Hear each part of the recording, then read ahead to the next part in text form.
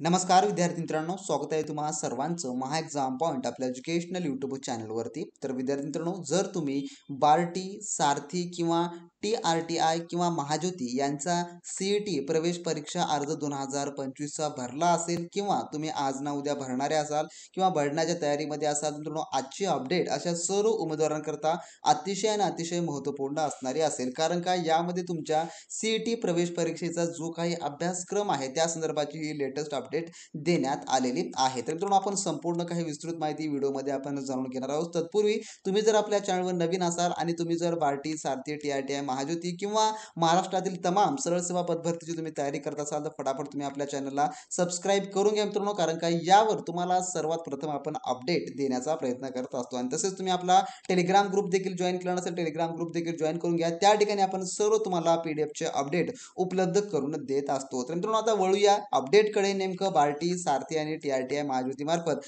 कोणती अपडेट तुम्हाला देण्यात आलेली आहे.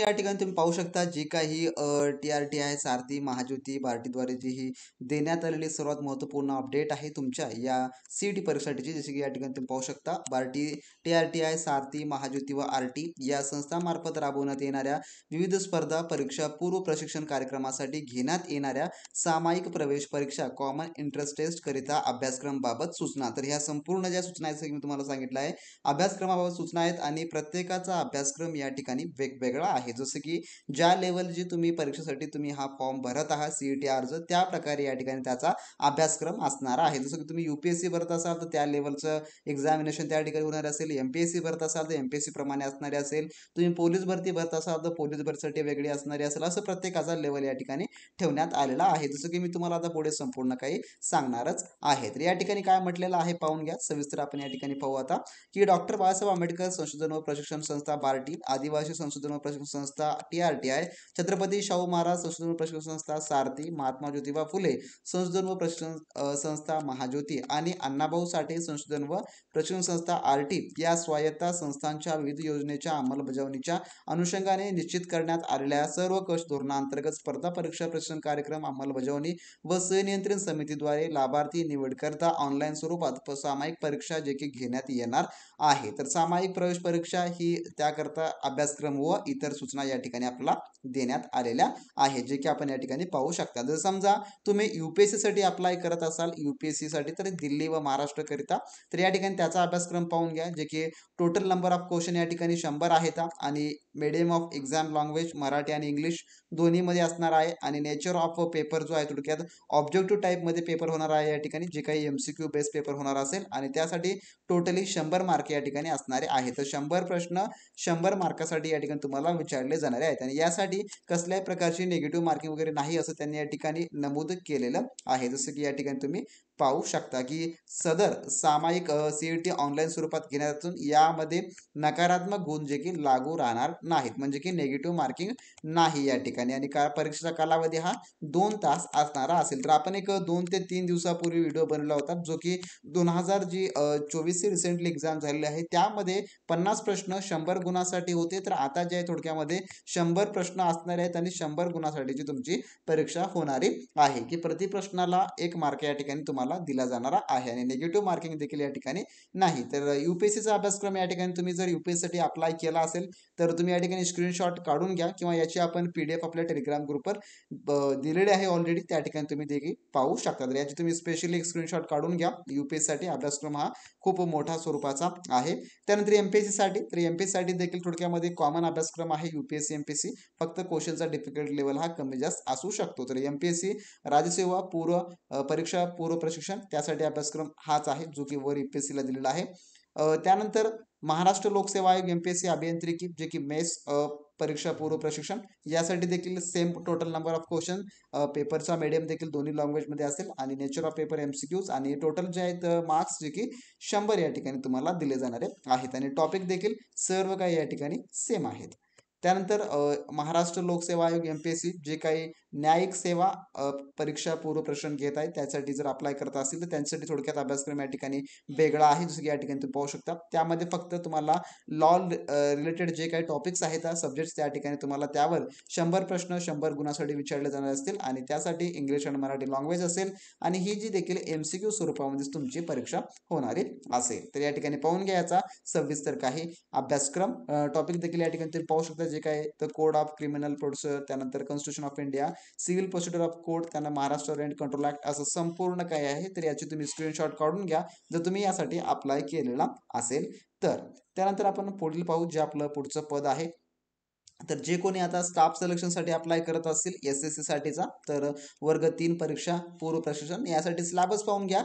जनरल इंटेलिजन्स अँड रिझनिंग, त्यानंतर जनरल अवेअरनेस, क्वांटिटी aptitude आणि इंग्लिश कॉम्प्रिहेन्शन हे असणार असेल परीक्षामध्ये तुम्हाला टॉपिक. आणि यासाठी 100 प्रश्न जे की MCQ टाईपमध्ये असणारे असतील. 100 प्रश्न 100 गुणासाठी मराठी आणि इंग्लिश अशा दोन्ही लँग्वेजमध्ये तुमची या परीक्षा होणारी आहे. तर जे काही ऑनलाईन स्वरूपामध्ये ही CET घेण्यात येणार आहे, यासाठी निगेटिव्ह मार्किंग नाही असं सांगितलेलं आहे. आणि परीक्षेचा कालावधी या ठिकाणी फक्त तुम्हाला 1 तास असणारा आहे, हे तुम्ही लक्षात ठेवून घ्या. 1 तासाची परीक्षा होणारी असेल, यासाठी टाइम जो आहे थोडक्यामध्ये कमी आहे. तर बाकी परीक्षांचा वेगळा आहे आणि ह्या परीक्षेचा जो टाइम टेबल आहे, सॉरी जो वेळ आहे तो कमी आहे. तर ज्यांनी ज्यांनी SSCचा अप्लाय करायचा आहे त्या ठिकाणी पाहून घ्या, त्याचा अभ्यासक्रम हा आहे. त्यानंतर जे काही आता बँकिंग रिलेटेड एक्झाम आहे, बँकिंग किंवा त्यानंतर रेल्वे अशा एक्झामसाठी पाहून घ्या. आता banking, railway, LIC, NABARD, SBI, RBI, त्यानंतर RRB इत्यादी व तत्सम पदांकरिता पूर्व परीक्षा प्रशिक्षण कार्य जे काही प्रशिक्षणाचे अभ्यासक्रम. तर इंग्लिश लँग्वेज, नंबरिकल ॲबिलिटी आणि रिझनिंग ॲबिलिटी हे असणारे आहेत. आणि यासाठी तुम्हाला टोटल ऑफ नंबर क्वेश्चन 100 आहेत, मराठी इंग्लिश दोन्ही पण MCQ ऑब्जेक्ट, आणि टोटल मार्क्स 100च्या ठिकाणी तुम्हाला दिले जाणारे आहेत. इंग्लिश लँग्वेज, नंबरिकल ॲबिलिटी आणि रिझनिंग हे जो आहे यासाठी असणाराचा अभ्यासक्रम आहे. त्यानंतर पुढे आपण पाहू, जे काही पोलीस व मिलिटरीची तयारी करतात त्यांच्यासाठी, तर त्यांच्यासाठी देखील कॉमनच आहे अभ्यासक्रम. अंकगणित, सामान्य ज्ञान आणि चालू घडामोडी, बुद्धिमत्ता चाचणी आणि मराठी व्याकरण हे जे आहे थोडक्यामध्ये पोलीस व मिलिटरी भरती पूर्व परीक्षेसाठी आहे. आणि प्रश्नसंख्या 100 आहे. परीक्षेचं माध्यम मराठी असेल फक्त. आणि जे परीक्षे स्वरूप आहे वस्तुनिष्ठ बहुपर्यायी आहे. आणि एकूण गुण या ठिकाणी 100 तुम्हाला दिले जाणारे आहे. तर 100 प्रश्न 100 गुणांची परीक्षा असणारी आहे. तर जे कोणी आता पोलीस भरती मिलिटरीसाठी तयारी करत असतील त्यांनी या फॉर्मॅटमध्ये त्यांची तयारी करायची आहे. त्यानंतर पुढे पाहू आपण जे काही याचा कालावधी. तर याचा कालावधी 90 मिनिटाचा आहे थोडक्यामध्ये. तर 90 मिनिटे या ठिकाणी तुम्हाला दिले जाणारे आहेत, म्हणजे की 1 तास 30 मिनिटे तुम्हाला या ठिकाणी परीक्षा होणारी असेल. तर निगेटिव्ह मार्किंग वगैरे यासाठी देखील काही नाही आहे. त्यानंतर MPSC साठी जो काही गट ब आणि गट क चे उमेदवार असतील अप्लाय करणारे, तर यांचा अभ्यास जो काही वर MPSCचा आहे त्याप्रमाणे थोडक्यामध्ये सारखा आहे. पण या ठिकाणी पाहून घ्या, जे काही जनरल सायन्स आहे यामध्ये इन्क्लुडेड ॲडिशनल टॉपिकमध्ये, त्यानंतर अर्थमेटिक आहे म्हणजे की मॅथ, रिझनिंग वगैरे हे संपूर्ण असेल. त्यानंतर इंटेलिजन्स देखील यामध्ये इन्क्लूड केलेलं आहे. तर 2-3 टॉपिक वगळता थोडक्यामध्ये यामध्ये भिन्नता दाखवण्यात आलेली आहे. तर जे कोणी आता ग्रुप B आणि ग्रुप C साठी अप्लाय करत असतील त्यांच्यासाठी आहे. तर नंबर टोटल ऑफ क्वेश्चन 100 आहेत. मराठी आणि इंग्लिश दोन्हीमध्ये पेपर होईल, ऑब्जेक्टिव्ह टाईप असेल. आणि नंबर ऑफ जे मार्क्स आहेत तुम्हाला 100 या ठिकाणी दिले जाणारे असतील. त्यानंतर यासाठी परीक्षेचा कालावधी हा फक्त 1 तासाचा तुम्हाला असणारा असेल. तर 1 तासामध्ये ही परीक्षा तुम्हाला उत्तीर्ण व्हायचं आहे किंवा 1 तासामध्ये तुम्हाला हे संपूर्ण प्रश्न सोडवायचे आहेत. आणि निगेटिव्ह मार्किंग यासाठी नसणारे नसेल आणि ऑनलाईन स्वरूपामध्येच तुमची ही देखील परीक्षा घेण्यात येणारी असेल.